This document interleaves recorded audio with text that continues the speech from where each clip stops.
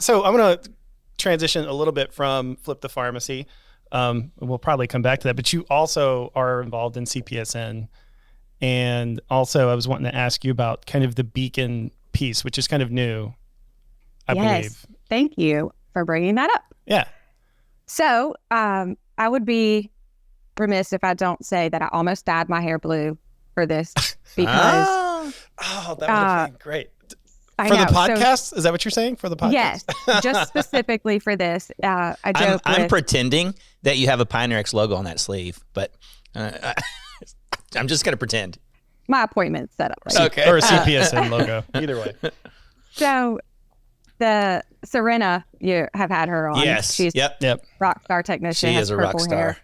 Merity was on with Will. Yep. Has pink hair. Yep. I said, they're both CPESN beacons to tie it all back in together. And so I thought maybe I need to have a trademark hair color, and blue seems available. So, We might be able to do that with AI. We might be able to change it for the At this point, change your hair to blue. Snap. We'll add it in post for sure. We'll do it in post editing. No, so CPESN beacons. So what we found and how I actually got started with CPESN and Flip the Pharmacy was the PS3, so Pharmacy Services Support Staff, right? So that's another webinar through Flip the Pharmacy that I'd like to mention. And so that's for your technicians and your support staff. Again, back to it's all led by technicians and support staff. So we're talking at the same level, so peer to peer. And getting your staff bought in from other pharmacies, right? So CPESN has the Luminary network. Yep. So those are all those thought leaders, those mentors, those people that are doing the work every day, but they're pharmacists. And so each network has luminaries. And now with technicians that are getting into elevated roles because of the transition and the practice transformation, so they need a network as well, right? So we have beacons, so they're counterparts to your luminaries. And the goal is here so that in your network, you have a beacon who's someone that your technicians, your support staff can reach out to. This is similar to the way that pharmacists do luminaries. That's huge. But also having just that network of you're not alone, and this is a career that we can all grow together in. Yeah, I love it. That's huge. That's awesome. And because it is super new, we love if you're a pharmacist listening and you're CPESN, let us know. Like we want those rockstar technicians, and it's not that we want to move them into take away from their time. Because I heard the other day, Nicolette Matthey, I love her. I'm name dropping everywhere, but she was on one of our podcasts. So are we though. That's all right. That's what we do. One of our webinars, she's so great, and she was so generous with her time. But she was talking about marketing. She said that with a technician, if you have a really great technician, that pharmacists find they just keep giving them more and more work, right? So the technician keeps taking it because they do it. And so in her reference was that you want to give your technicians time to do the duties that you're putting off on them, right? So CPESN beacons, we're not giving them just some extra work to do, right? But there are those patriots out there. There's technicians that are patriots for other technicians. So it's just a really awesome staff development, professional development. Now, Serena works for CPESN full time now. Is that right? Did Serena? I believe part-time. Part-time, I thought. She works with Washington State Board of Pharmacy. Okay. Yeah, because I know she had left Carrie's pharmacy for a better opportunity. She's knocking everything out of the park.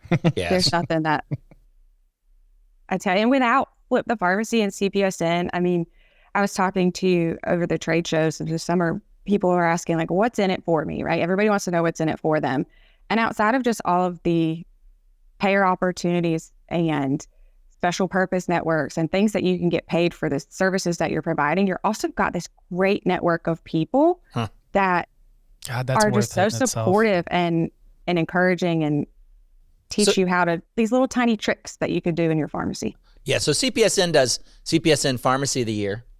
Did they do Pharmacist of the Year and Technician of the Year? They did Luminary of the Year. They did Luminary. So now they need to do, CPESN needs to do Beacon of the Year. That's true.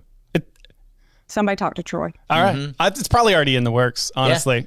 Because got this whole the beacon part, isn't that new this year or last year? It kind of got started. It was a kind of a thought, an idea. We could do it at last year. CPESN, do the awards come on, have a little gospel choir come out with This Little Light of Mine, This Little Light of Mine, I'm gonna let. I've heard you say before that you just really want a choir. I wanted the gospel choir. I'd want You it do. really bad. I was just trying to figure out how to get it in there. We gotta work. Got it now. We gotta work it now. in. I need to sponsor the CPESN, That's the what we gotta Luminary, do. and the Beacon of the Year.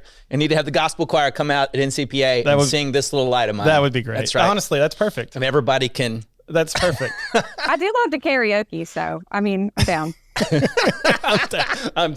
I'm down. Well, if you've got a lead tech Or something with light. and you're in CPSN or you haven't thought about it, if you have a lead tech that like wants another network to lean on or learn from, Yeah, that's what the beacons are for. And what That's- a great thing, inspire them. Yeah, pharmacists can't do it all. That's not anywhere really. Like if you think through it, I mean, I know NCPA has some technician programs for sure, but man, just as far as like joining, a reason to join, and if it's what's in it for me, just the network alone of being able to lean on another pharmacist, or now if you got a super strong tech, lean on another tech.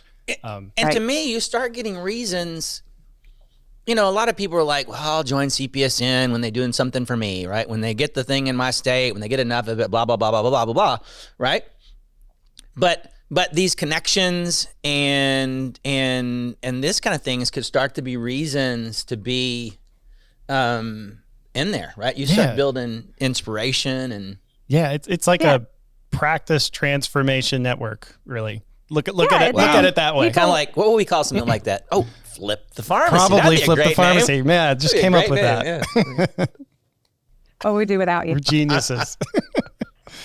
Troy's like, and another morons. thing, when those pharmacists and pharmacy owners that say like, what's in it for me, I don't think that they're necessarily the ones that are taking the first step, right? So they're not at the start of that bell curve. And that's okay, because you have network facilitators and luminaries in your network that will help you. They'll show you the different payer programs that are offered and get you set up in onboarding, and that just keep you going, right? So there's resources out there. It's not like you're thrown to the wind. There's people, great people that are on this podcast, people that we hear from all the time that are everywhere, that you have access to them.